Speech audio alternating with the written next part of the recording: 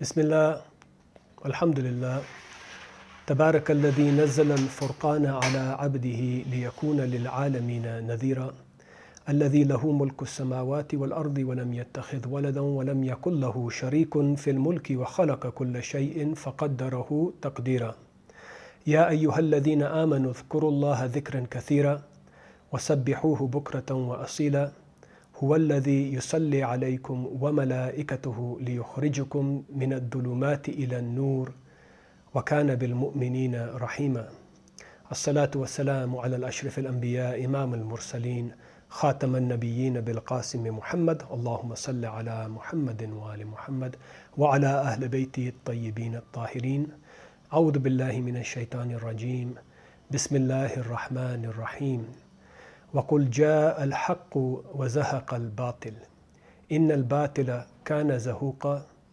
وننزل من القرآن ما هو شفاء ورحمة للمؤمنين ولا يزيد الظالمين إلا خسارا صدق الله العلي العظيم ربي اشرح لي صدري ويسر لي أمري واحلل عقدة من لساني يفقه قولي آمين يا رب العالمين السلام عليكم ورحمة الله وبركاته.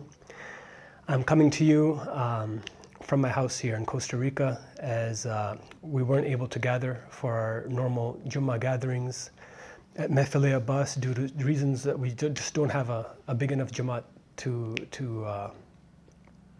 get a gathering going. So I thought that maybe I would just check in with the people that do gain any benefit from my sermons and my khutbahs. Then I could maybe record something from home, and maybe it could be a benefit to whoever is appreciating this. So inshallah, Allah makes it easy for me to communicate my thoughts today. What I want to hopefully get into throughout a course of series of lectures is the idea of where we stand as a civilization currently in the world. So if we do like a longitudinal study of the history of the world, where are we right now with respects to what's happened before us, and namely and specifically what the Quran has to say about history and the pattern that history works in as described through the Quran. So as you know, currently in the world that we live in, it's not only my personal opinion, but I'm actually seeing it empirically with my own eyes when I speak to people. When I see the circumstances of the world that we're living in, the thirst for the truth, in my personal life, the 39 years that I've lived on this earth, is at an all-time high. So people are really thirsty and hungry for the truth. And the thing is, maybe one could say that perhaps this has been the case throughout history. It's in our natural inclination, the way that we've been programmed by Allah subhanahu wa ta'ala, our creator, is to always incline or at least have a desire in us to know the truth and to act on the truth. One could argue that certainly. However, I'll use an example right now. Allah in Surah Qasas uses as an example that if He were to make the night permanent until the day of judgment, who is it besides Allah subhanahu wa ta'ala that can bring you the daytime so you can see?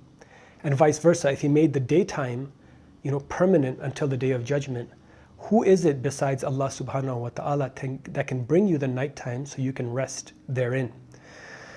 So if you want to imagine, if we've been in darkness for a prolonged period of time, that thirst and that hunger and that desire for the daytime increases by every nighttime that we face. So the way I want to tie that back into the world that we're living in is it's almost like the truth has escaped us for so long that that hunger and that thirst for the truth is increasing day in and day out more and more and more. And that inclination, that fitra that's inside each and every one of us is screaming from the inside that, it needs to know the truth. So there's two options that can happen here, right? Sometimes the natural inclination can be suppressed, or what it can be is that it's a need and desire can be distracted with another outlet.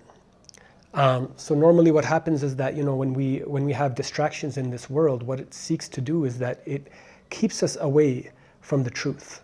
It keeps us away from really recognizing and attaining that real truth. So now, the next logical question is that how do we know what the truth is? Because the truth in history is very subjective. People have different sides of the truth. People believe different things to be the truth. It's not something that's established in firm grounding.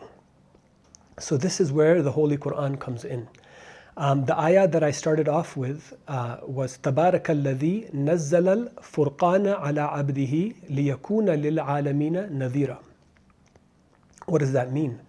Blessed is Allah subhanahu wa ta'ala who has sent down the Furqan. And this is a very key word, and I need you guys to pay very close attention to what the Furqan actually means so it can get inside each and every one of our hearts, okay?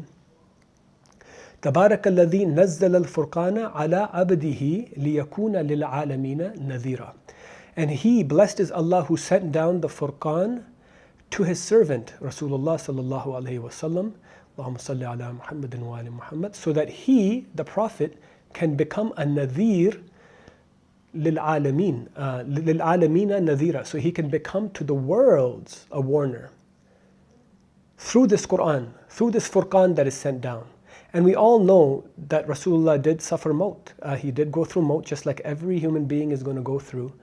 But his risala and his warning and his glad tidings and the Furqan that was sent upon his heart still remains protected by Allah subhanahu wa ta'ala until the sa'ah, until the hour, until the end times. So now this word Furqan, what does it mean? A Furqan comes from the base word faraq. Faraq, as we all know in Urdu, it means to differentiate, to make a difference. And ultimately what the Furqan seeks to do is make a difference between truth and falsehood. Now, the source of truth is Allah subhanahu wa ta'ala. And the only way that we can get a certain truth, a sort of litmus test to see what lies in truth and what lies in falsehood, is only from Allah subhanahu wa ta'ala. Human beings throughout the history of time have let their desires get the best of them, where through certain tests and from Allah they've been given scriptures, and they couldn't help but impose their own desires into the scriptures, and that is where they differentiated, like it says in the Quran. Whereas when Allah sent the Quran to his final messenger, he sent it in a way which would be protected for all time. And not only protected, but also it has proofs. So, for example, if I were to go to a non-believer and be like, you know what, I believe the Quran is our litmus test for the truth, we have to use this. What is he going to say to me? He's going to be, why should I accept what you're saying? And even some believers, they haven't really got into the nitty-gritty details as to why the Quran is the ultimate truth in our minds and our hearts and our eyes and our ears. Why is it that this Quran is the foundation for what is supposed to be truth? Whenever you are to judge something and to know whether it's truth or falsehood, the standard has to be something that's very strong. The foundation has to be something that's very strong. So this Quran offers us that. It comes from a place which is the ultimate truth, and it offers us a base now to judge between what is true and what is false, what is right and what is wrong, what is light and what is darkness, what is evil, what is good, what is halal, what is haram. All these things are the spirit of truth that is the Quran, and it details, in specific accuracy what the guidance is and how we attain this guidance, so that we cannot be deluded in this world where the thirst and the hunger for the truth is at an all-time high. People want the truth, and each and every one of you that's listening right now, you know what I'm talking about. Each and every one of us has this feeling that currently in the world that we're living in, something is happening. Something is happening. And a lot of us are not, we don't have that, I wouldn't say courage, but we cannot face it right now because we don't have the truth by our sides. It's very easy to get confused. So what we do is that, and I'm guilty of this as well. I'm not saying that I don't do this, but we brush it off to the side. We distract ourselves with other things so that we don't have to face this inkling in our hearts that's telling us, you know what, it's high time right now. Now's the time. Now's the time to turn back to this truth. So now when I gave that example of the unbeliever, right, wanting a proof, and that's what we need. We need a proof. We need to know that what we are going to establish as the ultimate truth in our lives is really that truth. How can we have faith in something to be the truth if we don't truly believe in it? If we haven't really challenged ourselves, if we haven't really challenged our conviction. So now there's two aspects to this proof, right? Number one, we can just use empirical evidence. But what I mean by empirical evidence is just things that are available to our five senses. Okay, what do you call it? There is a history that people have agreed upon. Okay, this is a history that everyone knows as to when this Quran came down. So there's the empirical proof of it just being a miracle just by the way that it was received by Rasulullah, just by the way that it was inspired to Rasulullah. As we know, Rasulullah was born in pagan Arabia, pre-Islamic Arabia, in the tribe of the Quraysh, where they didn't have any books. They were an illiterate people for the most part. There was very few people who got the chance to study, to read and write, but for the most part, including Rasulullah sallallahu alaihi wasallam, was born in a way that he was illiterate. He didn't know how to read or write. He didn't, and that's part of the miracle. So it's not to diminish Rasulullah. It was done by design by Allah so that people wouldn't have a reason, the falsifiers wouldn't have a reason, as it says in Surah Ankabut, which I'll recite to you right now. أعوذ بالله من الشيطان الرجيم بسم الله الرحمن الرحيم وما كنت تتلو من قبله من كتاب ولا تخطه بيمينك إذا لارتاب للمبتلون. What does it say here? You, O Prophet, did not used to recite any scriptures before it, nor did you write anything with your right hand. Otherwise, the falsifiers would have had a reason to be skeptical, would have had a reason to shut down this Quran, would have had a reason to fight against this Quran. So, number one sign, empirical evidence. Rasulullah, ummiyin. As it says in Surah Jummah, هو الذي بعث في الأميين رسولا منه يتلو عليهم آياته ويزكيهم ويعلمهم الكتاب والحكمة وإن كانوا من قبل لفي ضلال مبين. And he is the one who Allah raised a messenger from the ummiyin, the illiterate, so he can recite to them this book, the signs, in which is a guidance, in which is a cleansing, a purification, and a hikmah, a wisdom. And they didn't know that before. And before that, they were in complete misguidance. So it's almost like a light that's come down from the heavens. And so one of the proof is that the finest piece of literature till today, and if you look at its prose and its poetic nature, although it's not a book of poetry, but it defeated poetry. In the time of Arabia, poetry was at an all-time high. You had poets reciting poetry, and they were very arrogant in that. And when the Quran came down, it defeated them. It made them submit, because it proved to them that, hey, this is coming. A man that doesn't know poetry, he has never practiced poetry, he's never recited any scripture, yet he knows about the Suhaf al-Ula. He knows about the previous scriptures in a way where he's saying it that's completely, perfect in its literal formation. It is completely perfect and without contradiction. And so this is the first sign. Then secondly, we have carbon dated copies that go back to the time of the Prophet when he was living. This is the time of the Prophet when he was living. There's no other scripture in the world. Even the Gospels of Jesus, if you look at it, they're basically like our hadith.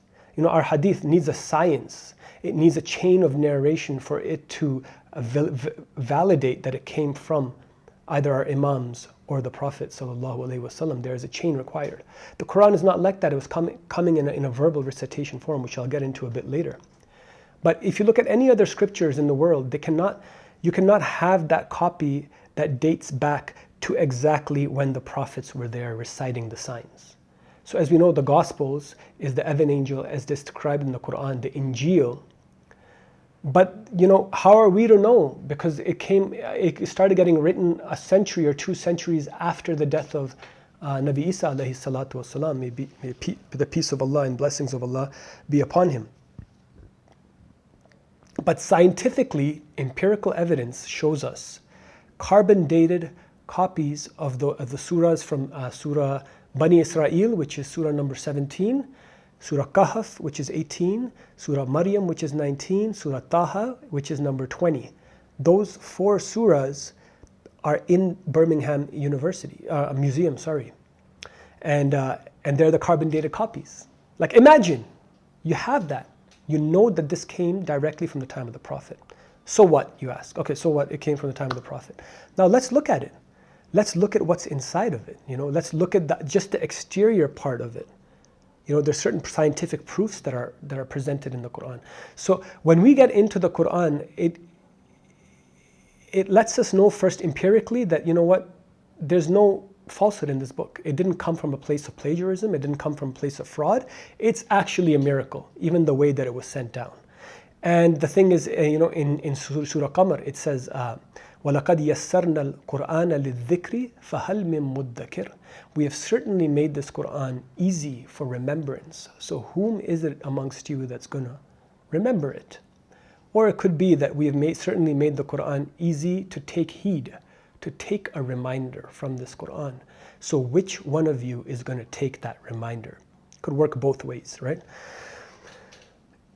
And we have a lot of people who've memorized the Quran. If we were to go to Saudi Arabia right now, if you go for Umrah or Hajj, and you're behind, the Imam that's leading the prayer there, he doesn't have a book. He's reciting it from memory. However, if he makes a mistake, there's going to be thousands of people there that are going to jump in and correct him. This is the miracle of the Quran, the way that it's preserved. إِنَّا نَحْنُ نَزَّلْنَا الذِّكْرَ وَإِنَّا لَهُ لَحَافِظُونَ. Certainly it is we who have sent down the reminder, and certainly it is we who are going to protect it.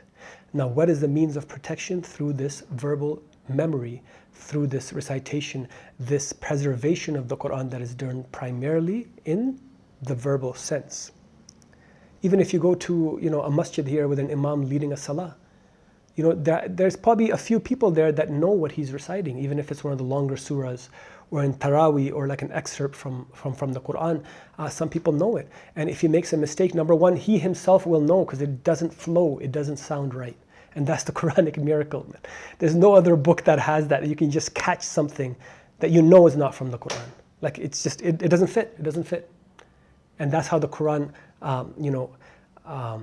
it's beautiful, the way that it just rhymes, and the way that it fluidly and cohesively just connects in the physical sense. But then we still got to talk about the spiritual sense. So now going back, we're in a moment of civilization where a lot of things are being told to us, and we have lost trust in many institutions. We have lost trust in our leaders, for they have lied to us. We have lost trust in many things, so now we're thirsty for the truth. We ask Allah every day, Allah, give me the truth. I'm in a world right now where there's a lot of deception. There's a lot of ghurur. So I need the truth. I need something I can depend on. And it's always been there. This is the rope of Allah. The Quran has always been there, sent to the Prophet, as nadhirun lil alamina nadhira, as a warning to all of mankind. It is the Furqan. It is the discernment between right and wrong. So one aid that we need to navigate ourselves during this time is the Quran. Like, it's high time right now. Like I'm saying this in the most polite way possible, for me firstly, and for whomever the message reaches. Enough is enough. No more hearing it from other people. The Quran was not sent so that you hear its interpretation from somebody else. Okay, it's sent so it can speak to you, to each and every one of you, in the capacity that you need it to be spoken to yourself. Of course, a da'wah, our respected scholars and the speakers, that we listen to, may Allah bless them, and may Allah continue giving them tawfiq and hikmah and wisdom for calling towards this book, for calling towards Allah through the Quran. The Quran is our intercessor. Let's see what Imam Ali, alayhi salatu wasalam, Allahumma salli ala Muhammadin wa ali Muhammad, had to say about the Quran in Nahjul Balagha. As we know, the Nahjul Balagha is not like the Quran. Okay, it was written a few centuries after the death of Imam Ali alayhi salam by a man named I forgot his name. But if you just Google Najul Balagha, authorship of Najul Balagha, it's compiled by another man that is attributing sayings to Imam Ali alayhi salatu wasalam. And the chain of narration is not that strong. It's never going to be compared to the Quran. So our Imams themselves had said that when you hear a saying of mine, because they had taqwa, they had fear of Allah. Imam Jafar as-Sadiq said, when you hear anything that's attributed to me, first go to the Quran to verify that it did come from me, because I wouldn't say something that's contradictory to the Quran. So that is the basic, very easy, fundamental science of knowing whether a hadith is from our Imam or not from our Imam. Is it driven by the truth or is it driven by other political motives? So when we read, once again, the Quran is establishing itself as the fundamental litmus test. Litmus test in science, what it means is that it determines whether something is basic or acidic. If its pH is neutral, 7, anything lower is acidic, anything higher is basic. Similarly, the Quran is our litmus test between knowing what is truth and falsehood. How can we attribute to our Imams something that's contradicting to the Quran? We are doing some sort of blasphemy there against our Imams, because they would never say something of that sort. So be wary, my brothers and sisters, to always use the Quran as the Furqan that is referred to as in the Quran over and over again. The established fundamental criterion to judge right from wrong. So Imam Ali alayhi salatu wasalam in Nahjul Balagha in Sermon 175 talks about the greatness of the Holy Quran. And know that this Quran is an advisor who never deceives, a leader who never misleads, and a narrator who never speaks a lie. No one will sit beside this Quran, but that when he rises, he will achieve one addition or one subtraction.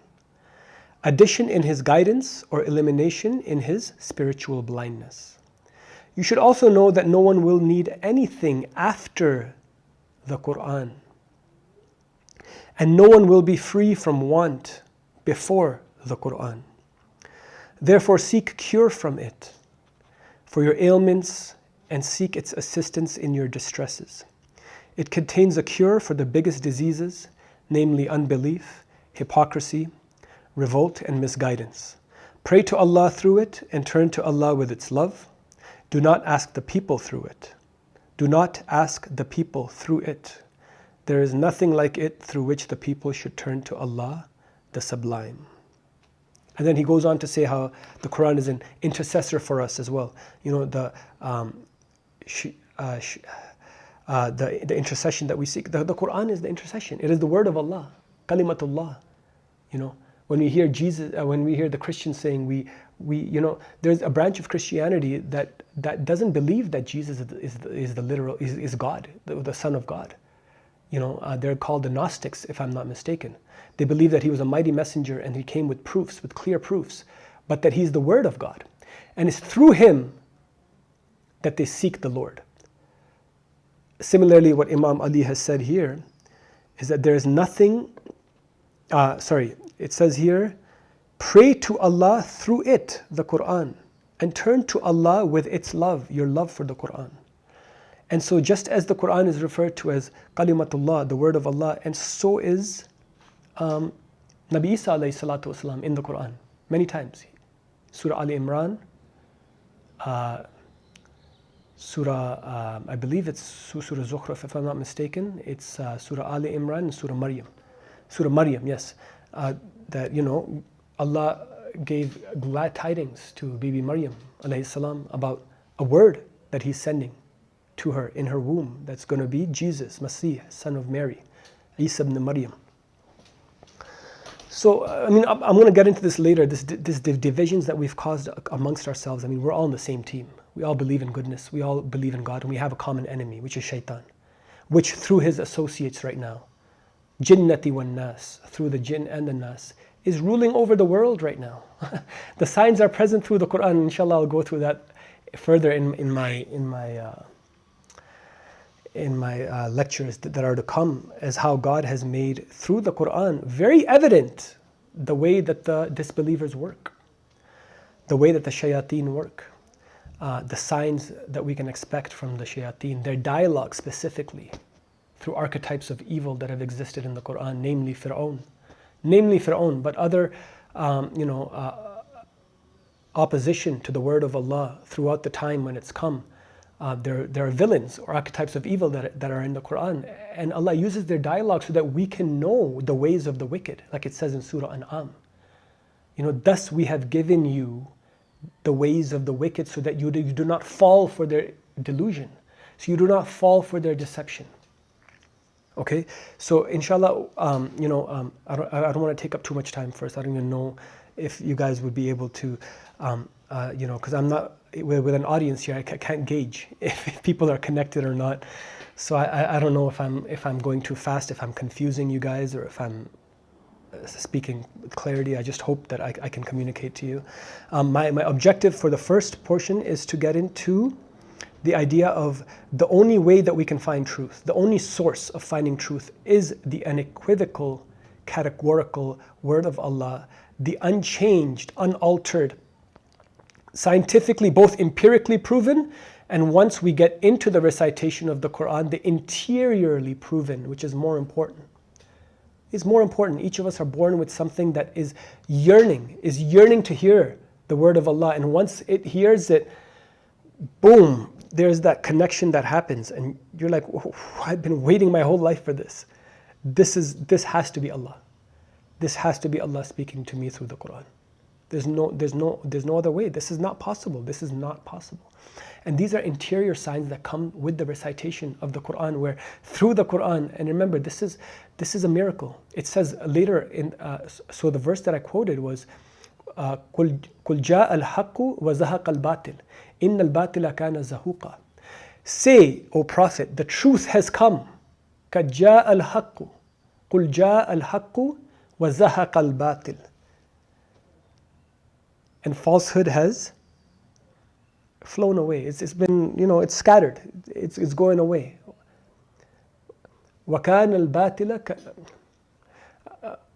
قُلْ جَاءَ الْحَقُّ وَزَهَقَ الْبَاطِلِ إِنَّ الْبَاطِلَ كَانَ زَهُوقًا.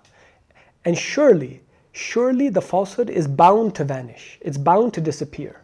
It's bound to be scattered when the truth is with you, the Quran is with you. So this Quran strengthens us from the foundation, what our fitrah is yearning for. And it proves itself through Allah's mercy. Think about it, man. There's 8 billion people in the world, and to each one that's seeking Allah, He proves Himself to them. He takes the time out to show them the signs from the Quran, the internal signs that when you read it, you know that Allah is speaking to you. Nobody else would have known that about you but Allah subhanahu wa ta'ala. Nobody else would have spoken to you in that way but Allah subhanahu wa ta'ala. Not even your parents, not even your wife, not even your children. This is your Creator. This is your Rabb. And He's given you His word. He's given you, the shifa. So to continue on in that verse, وَإِنَّ الْبَاطِلَ كَانَ زَهُوقًا وَنُنَزِّلُ مِنَ الْقُرْآنِ مَا هُوَ شِفَاءٌ وَرَحْمَةٌ لِلْمُؤْمِنِينَ وَلَا يَزِيدُ الظَّالِمِينَ إِلَّا خَسَارًا. And we have sent down in this Quran that which is a cure, a cure, especially for the hearts, and a rahmah, and a mercy for the ones who believe, for the ones who are seeking Allah, for the ones who know that Allah exists. This is it. This is the cure. This is the mercy. This is the guidance. And it does not increase the wrongdoers except in loss. Okay? So I hope, my next lecture, I'm going to get into a bit more detail about, I didn't get to cover all the signs, all the proofs, all the miracles that points to this book as the book from Allah subhanahu wa ta'ala. How could a man, an orphan in Arabia, who was illiterate, who wasn't given the chance to study like other people, a few minority, I'm talking about 1% of this Quraysh, maybe even less, were given the opportunity to read or write. The rest were largely illiterate? How was a man like this coming up with something that till today, 1500 years almost after the fact, people are mesmerized by this. People are mesmerized by the Arabic in this Quran. I don't even know Arabic. 3 years ago I started reciting this Quran. One of the signs that Allah has proven to me is now when I hear the Quran, I understand it without a translation. Who else could have done that but Allah subhanahu wa ta'ala? And when I hear it, it's deep, I don't know how to describe it, but it is the word of Allah. Until today, people are astonished by this. Until today, it's proving itself to people over and over again on a daily basis. So how could a man at that point be able to produce this? It's not a work of a man.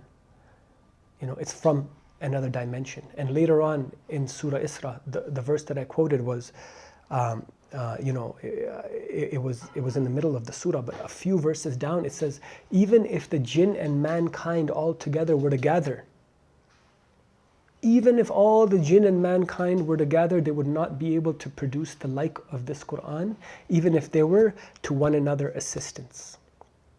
This is a huge statement coming from Allah. He's bringing in the jinn in this and mankind. As we know, mankind are very capable. We're very smart, very intelligent. We have this innate creativity in us, this ruh, the spirit of Allah that's blown into each and every one of us. But the jinn, as we know in Surah Naml, when Nabi Sulaiman alayhi salam, he had control of the jinn. He had control of the shayateen. And they were doing crazy things for him, building structures that no human being would have been able to build, i.e. the pyramids in Egypt. We'll get into that later. But they got the throne of the Queen of Sheba in the matter of the blink of an eye. This is the jinn, the power of the jinn. They've been given certain capabilities that we don't have. And it says in Surah An'am that the jinn and mankind have been working, some of them, together throughout the history of time. And it's only led to the loss of each and every one of them. But the Quran is saying that even if they were to gather, all these things that we view as magic, when Fir'aun's magicians threw their staffs down and it turned into a snake, that was from the jinns. Nabi Sulaiman's work that was being done by the jinns. But Nabi Sulaiman did not get corrupt. He attributed everything. He had shukr to Allah subhanahu wa ta'ala. He attributed everything to Allah subhanahu wa ta'ala. So what a profound statement that Allah is making, that even if the jinn and mankind were to combine together, they would not even be able to make the like of this Quran. They cannot produce it.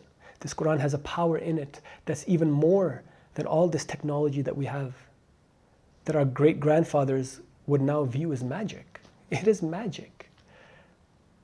Where was this before 1900s? Where was electricity? There was no electricity. The fact that I can speak to my father, I'm in Costa Rica, he's in Toronto. If my grandfather was to see this, he would be startled. He would think it's complete magic. So the point I'm trying to make is that the Quran is levels higher than anything that you've experienced in this material world. It is the truth. It is not magic. It is not magic. It is the truth. And it's here to guide us. And it is now is the time. Now is the time that each and every one of us turn to the Quran. Win, lose, or draw, we have to pick a side. We can't teeter in the middle.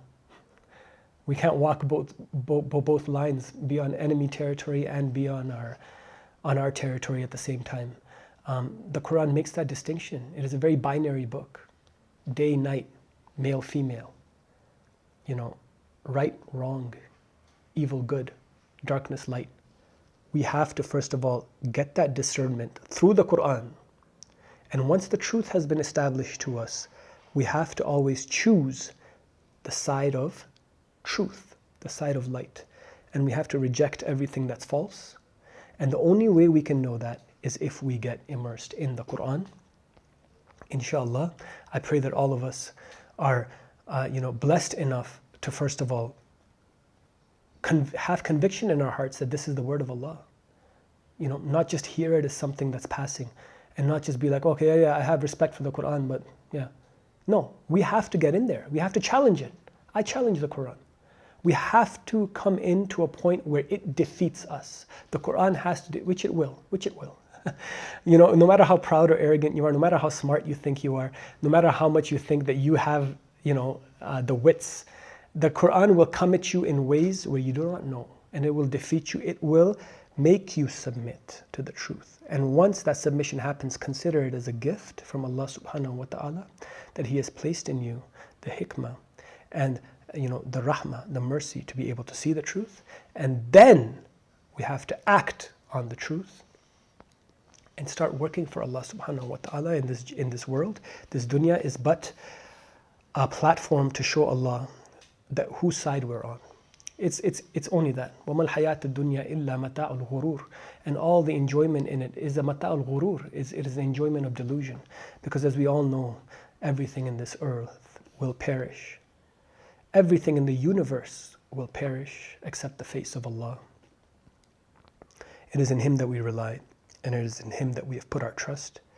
May He guide us all onto the straight path, the path of those who came before us with the true message of Allah, and those who followed them. And may He not make us of the ones who, when we see the truth, and when it manifests itself, the bayyinah, when the signs of the Quran manifest themselves into reality, and we have no other choice but to accept it, and we reject it. These are the people who have done the greatest kufr. And these are the people on whom Allah's punishment and wrath has come down in the past. So may He not make us amongst those on whom His anger and displeasure was evoked.